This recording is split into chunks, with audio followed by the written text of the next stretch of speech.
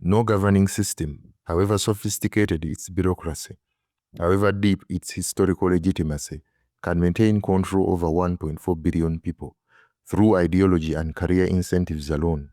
It needs tools. The first and most fundamental tool is the management of information. The Chinese internet, which is used by over 1 billion people and is the largest single online ecosystem in the world, is not the same internet that exists everywhere else.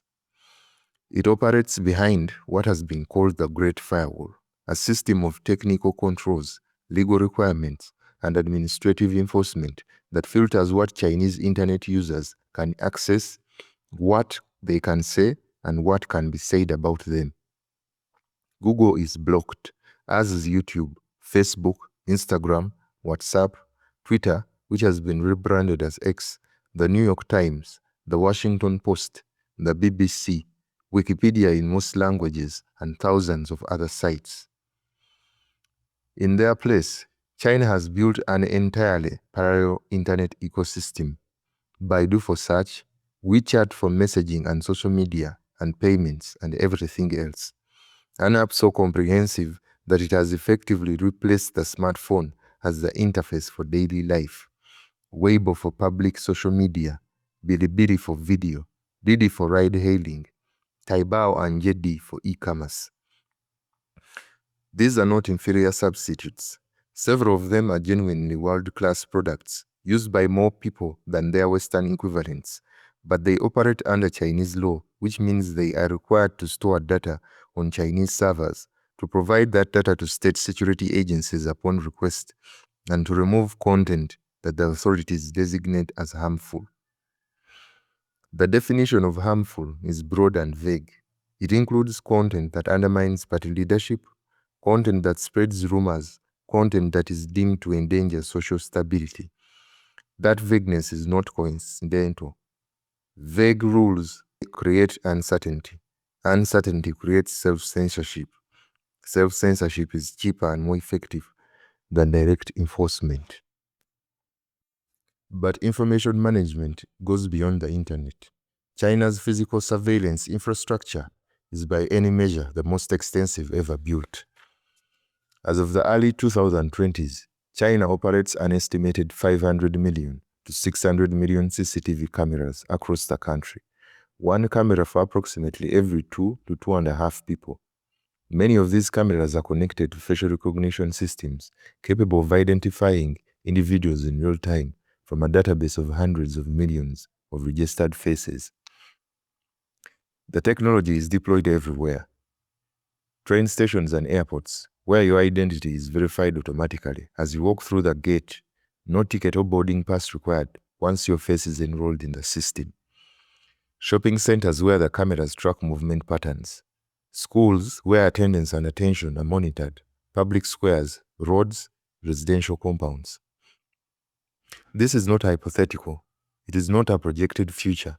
It is operational today across China's major cities, and it is extending continuously into smaller cities, towns, and rural areas. The commercial infrastructure behind it is substantial. Companies like Hikvision, Dahua, and SenseTime have built global surveillance hardware and software businesses on the back of Chinese domestic demand. The technology that monitors in a street of Wuhan is the same technology being sold to governments from Ecuador to Zimbabwe to Serbia. China is not just building a surveillance state for itself, it is building the infrastructure for surveillance states globally. In one region of China, the surveillance infrastructure goes further than anywhere else in the country. Xinjiang. Xinjiang is China's largest administrative region, a vast arid territory in the northwest, bordering Kazakhstan, Kyrgyzstan, Tajikistan, Afghanistan, Pakistan, and India. It is home to the Uyghur people, a Turkic Muslim ethnic group of approximately 12 million, with a distinct language, culture, and history that predates Han Chinese settlement in the region by centuries. Since 2017, Xinjiang has been the site of a security campaign of a scale and nature that has generated some of the most intense international controversy of the modern era. The Chinese government's account is this: Faced with a serious threat of Islamist extremism and separatist terrorism, a threat that was real, documented in a series of attacks in Chinese cities between 2013 and 2015, it implemented a comprehensive counter-terrorism and de-radicalization program. It built vocational training centers to provide education, skills, and reintegration pathways for individuals at risk of radicalization. The account presented by leaked internal documents, satellite imagery analysis, survivor testimony, and the investigations of journalists and academic researchers is different. It describes a system of mass extrajudicial detention, estimated at its peak to hold between 1 and 2 million Uyghur Muslims in facilities constructed at extraordinary speed, surrounded by watchtowers and razor wire, in which detainees were subjected to mandatory political indoctrination, restrictions on religious practice, and in some documented cases, physical abuse. The United Nations High Commissioner for Human Rights, following a 2022 investigation, described serious human rights violations in Xinjiang and said the situation may constitute international crimes, including crimes against humanity. The governments of the United States, the United Kingdom, Canada, and several others have used the word genocide based on evidence of policies including forced sterilization and the systematic separation of children from families. China rejects all of these characterizations. It maintains that the campaign was necessary, lawful, and effective, and that the facilities were voluntary educational centers that have since been closed. We present these accounts as they are, contested, serious, and unresolved. What is not contested is the scale of the infrastructure, the speed of its construction, and its effect on the population of Xinjiang. Everything we have described so far, the bargain, the machine, the tools, these were features of the Chinese system before Xi Jinping. Since 2012, Xi has added something new, or rather, he has replaced something old. From Deng Xiaoping's era through to Hu Jintao's, the post-Mao Chinese system operated with a degree of internal distribution of power that outsiders rarely appreciated. There were factions within the party. The princelings, the children of the revolutionary era leaders, who formed a hereditary elite within the elite. The Twampai, officials who had risen through the Communist Youth League, typically from less privileged backgrounds, seen as representing a more technocratic and meritocratic strand of the party. Regional bosses who had built powerful local fiefdoms. Technocrats who had spent careers managing specific sectors. These factions competed, subtly, often invisibly, but genuinely. They negotiated over personnel appointments. They advocated for different policy directions. They provided a degree of internal feedback that, while not democratic and not public, meant that the system had some capacity to hear dissenting views, to identify bad ideas before they became policy disasters, and to correct mistakes without waiting for a crisis. The Politburo Standing Committee functioned, in important respects, as a collective leadership, with the General Secretary as the first among equals, rather than an unchallengeable supreme leader. Xi Jinping has dismantled that arrangement. In 2012, when Xi Jinping became General Secretary of the Chinese Communist Party, many observers, including many senior Western officials who had watched the Chinese system for decades, expected continuity. Xi did not look on paper like a radical. He was a princeling, the son of a revolutionary era leader. He had risen through the conventional channels. He had not made any dramatic speeches. He had not declared programmatic intentions. Within 3 years, it was clear that assessment had been wrong. Xi launched the most sweeping anti-corruption campaign in the party's history. By 2023, more than 4 million officials had been investigated or disciplined. This includes 2 former members of the Politburo Standing Committee, Bo Xilai and Zhu Yongkang, individuals who under the previous system had been considered effectively untouchable. No previous post-Mao leader had moved against figures of his seniority. No previous post-Mao leader had moved against figures of this seniority. The message was unambiguous. No one is immune. No factional affiliation, no seniority, no previous relationship with previous leaders provides protection. The anti-corruption campaign was simultaneously a genuine policy. Corruption in China was both endemic and genuinely destructive to the party legitimacy and the political purge. The anti-corruption campaign was simultaneously a genuine policy. Corruption in China was both endemic and genuinely destructive of party legitimacy and a political purge. The two things are not mutually exclusive. A genuine anti-corruption campaign can still be applied selectively. It can target rivals while protecting allies. It can use law as a weapon rather than a constraint. Whether the anti-corruption campaign was primarily one thing or primarily the other, that is contested among China scholars. What is not contested is the political outcome. By 2017, the factional balance that had characterized the Hu Jintao era had been replaced by something much more to personal supremacy. In 2018, the National People's Congress voted to amend the Chinese constitution. The specific amendment in question had been introduced by Deng Xiaoping deliberately as a safeguard against a return to the chaos of the Mao era. It limited the President of the People's Republic to 2 5-year terms. The amendment was removed. Presidential term limits no longer exist in China.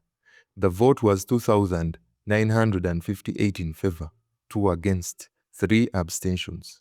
In October 2022, the 20th National Party Congress, Xi Jinping broke with another unwritten but firmly established norm of the post-Mao era. No general secretary stays beyond 2 terms. The succession process, though never perfectly smooth, had produced regular, if contested, leadership transitions. Xi stayed for a 3rd term. The outgoing figures, including former Premier Li Keqiang, and in a moment that became one of the most discussed images in recent Chinese political history, former President Hu Jintao, were visibly and publicly sidelined at the Congress itself. Hu Jintao was escorted from the stage during the proceedings in front of the cameras of the international press. The image saturated worldwide. It was interpreted by nearly every China analyst who commented on it as a signal. The old guard was not merely retiring, it was being shown out. What China now has, for the first time since Mao, is a single individual with no formal institutional constraint on his tenure and no factional counterweight capable of checking his authority. The Chinese system has endured more than 7 decades. It has survived the death of its founder. It has survived the Cultural Revolution, which nearly destroyed it. It has survived the 1989 Tiananmen Square protests and the international isolation that followed. It has survived the Asian financial crisis, the SARS epidemic, the global financial crisis, a trade war with the United States, and a global pandemic. This is not a fragile system. Anyone who tells you the Chinese Communist Party is about to collapse has been saying so for 30 years and has been wrong every single time.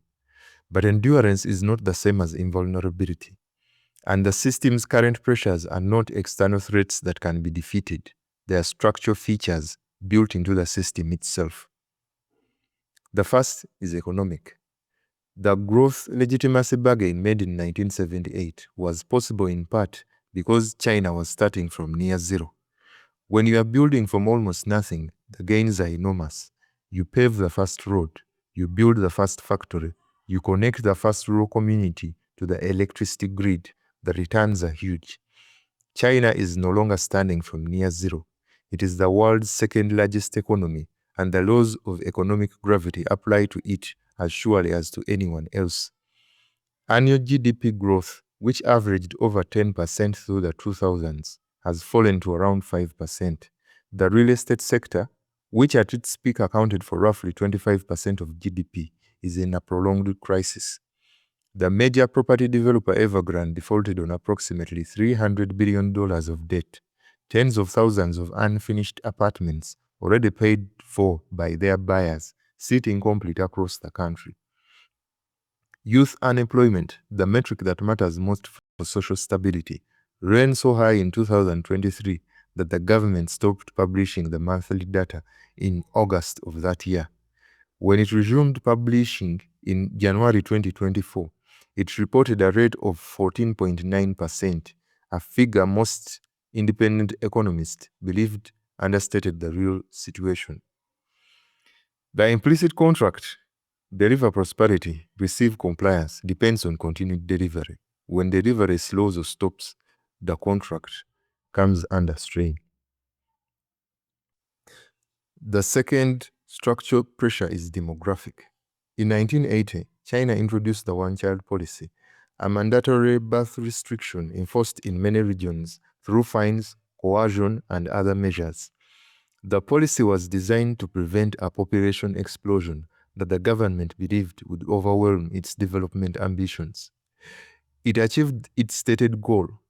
Chinese birth rate fell sharply and sustained that fall for decades. And now the consequences are arriving. China's population peaked in 2022 at approximately 1,412,000,000. It has declined every year since, the first sustained decline since the Great Leap Forward famine of 1959 to 1961. The working age population, the cohort that pays taxes, runs factories, drives growth, and funds the pension and healthcare systems, is shrinking. The elderly population is growing rapidly. China is expected to have more people over 65 than the entire population of the United States by 2040.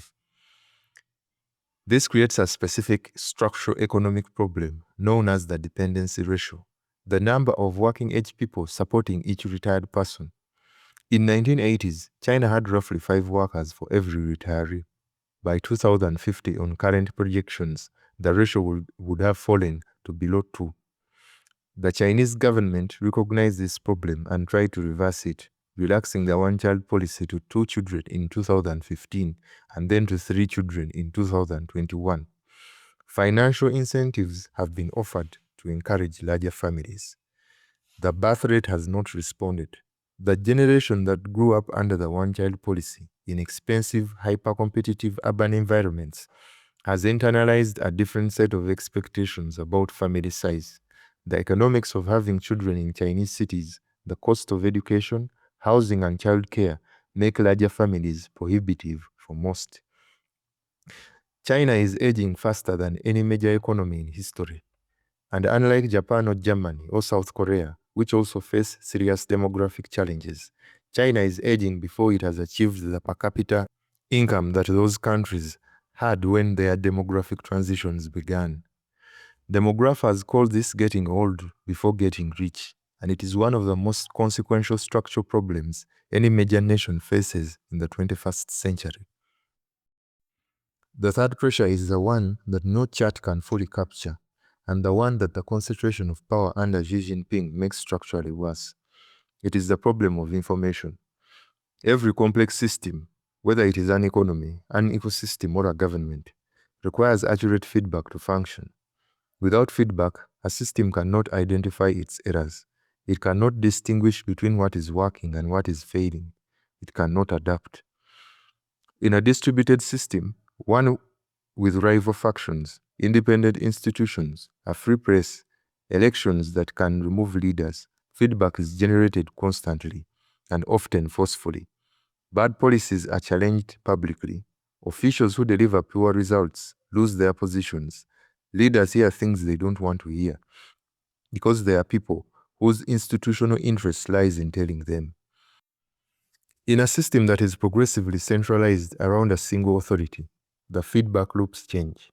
Officials stop reporting bad news to their superiors because in a system where the supreme leader's judgment is rarely questioned, being the bearer of bad news is dangerous. Advisors and subordinates tell the leader what they believe he wants to hear. Policy errors persist longer than they should because there is no internal mechanism with sufficient institutional weight to force a correction. In the COVID-19 pandemic, this dynamic was illustrated with unusual clarity. In late December 2019, a young ophthalmologist in Wuhan named Li Wenliang sent a private message to colleagues warning that he was seeing patients with symptoms resembling SARS. He urged them to take precautions. He was summoned by local police and made to sign a statement acknowledging that he had made illegal and false comments that severely disturbed the social order. Li Wenliang subsequently contracted COVID-19 from a patient. He died in February 2020 at the age of 33. His story became one of the most shared and most mourned in modern Chinese online history, not because the Chinese public was unpatriotic, but because Li Wenliang was exactly the kind of person the system had failed. A young doctor who tried to tell the truth and was punished for it. 3 years later, the other end of the feedback problem arrived. China's zero-COVID policy, which had kept the country closed, tested and quarantined and locked down throughout 2020, 2021, and 2022, even as the rest of the world was learning to live with endemic COVID, was held in place long after the epidemiological evidence supported its continuation. The policy had become politically associated with Xi Jinping personally, acknowledging its costs, its limits, or its necessity of revision had become politically difficult. In November 2022, something that almost never happens in the People's Republic of China happened. People went to the streets. In Shanghai, in Beijing, in Wuhan, and in dozens of other cities, citizens came out publicly to protest. Some held blank sheets of white paper, a protest form so minimal, so undeniably non-threatening, that it could not be easily defined as illegal, but whose meaning was unmistakable to everyone who saw it. Within weeks, the zero-COVID policy was abandoned completely, with extraordinary speed. The policy that had defined daily life for 3 years was gone. Not because the epidemiology had changed, not because the new variant had made it unworkable, because the public had finally pushed back hard enough, and because the policy had been held in place by the information problem until that pressure became impossible to ignore. A system that cannot hear itself clearly is a system that cannot correct itself reliably, and a system that corrects itself only when people go into the streets is a system operating with a much narrower margin of error than its external solidity suggests. So where does this leave us? With a system that is simultaneously more stable than its critics have ever been willing to acknowledge, and more fragile than its admirers will admit. The Chinese Communist Party is not on the verge of collapse. It has not been for 30 years, and it is not now. It has deep institutional roots, enormous financial resources, a genuine historical record of delivery, and a population that has watched, within living memory, what the alternative to stable central authority looks like. The catastrophe of the Cultural Revolution, the disorder of the warlord era, the humiliation of the century that preceded it. Stability is not just a government slogan in China. For many people, it is a value learned from history, transmitted through family memory, felt as a genuine preference rather than a manufactured one. And yet, the sources of pressure on the system, the slowing economy, the demographic crisis, the concentration of power that reduces the system's capacity to hear and correct its own errors, these are not problems that can be wished away, purged away, or surveilled away. They are structural. They are built into the current configuration of the system. And in some cases, particularly the information problem, the decisions being made now are making them worse, not better.